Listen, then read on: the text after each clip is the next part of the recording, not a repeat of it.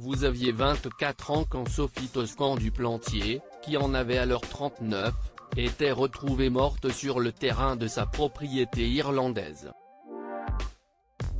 Quelles étaient vos relations? Frédéric Gazot, elle était l'aînée de notre génération de cousins. Je l'adorais, l'admirais comme une grande sœur.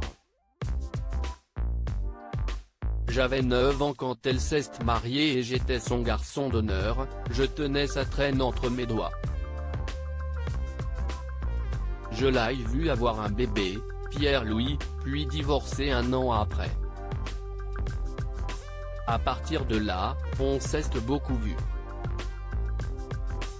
Quand j'ai eu 13 ou 14 ans, je venais chaque semaine dormir chez elle pour garder Pierre-Louis.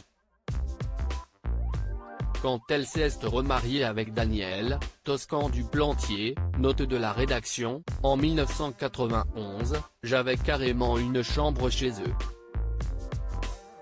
Le lundi 23 décembre 1996, sa mort fait l'ouverture des JT français du fait de la sauvagerie du meurtre et de la célébrité de son mari, producteur de cinéma. Est-ce ainsi que vous avez appris le drame? Non, j'étais chez des amis ce soir-là, je ne regardais pas la télé. Si est-il le lendemain, en recevant des messages de condoléances et après avoir appelé ma famille, que j'ai compris qu'il s'agissait de Sophie. C'était comme une déflagration.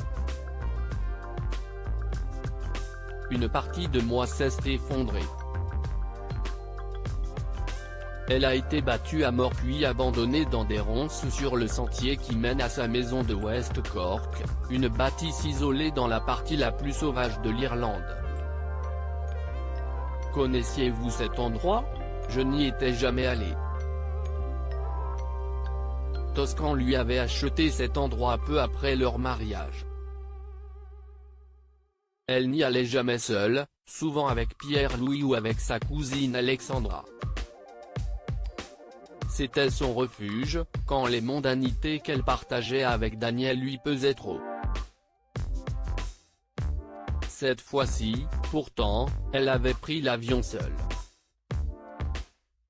Elle avait bien essayé de convaincre plusieurs personnes de partir avec elle le 20 décembre. Sa tante, sa meilleure amie.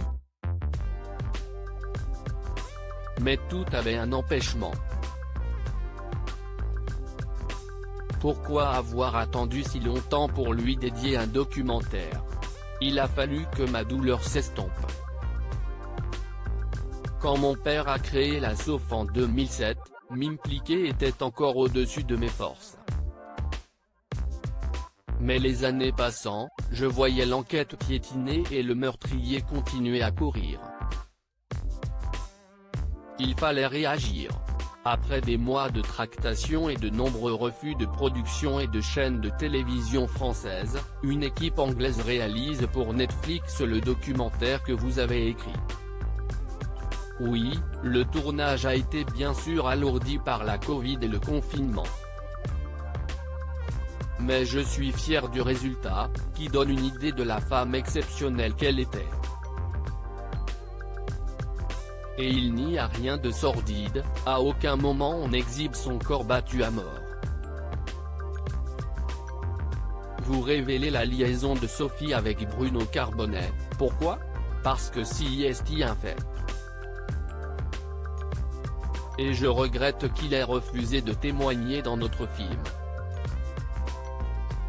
Vous donnez la parole à Yann Bailey, principal suspect, condamné en France par contumace en 2019 à 25 ans de prison pour le meurtre de Sophie mais toujours en liberté en Irlande car son extradition est refusée. Pourquoi ne le confrontez-vous pas à ces contradictions?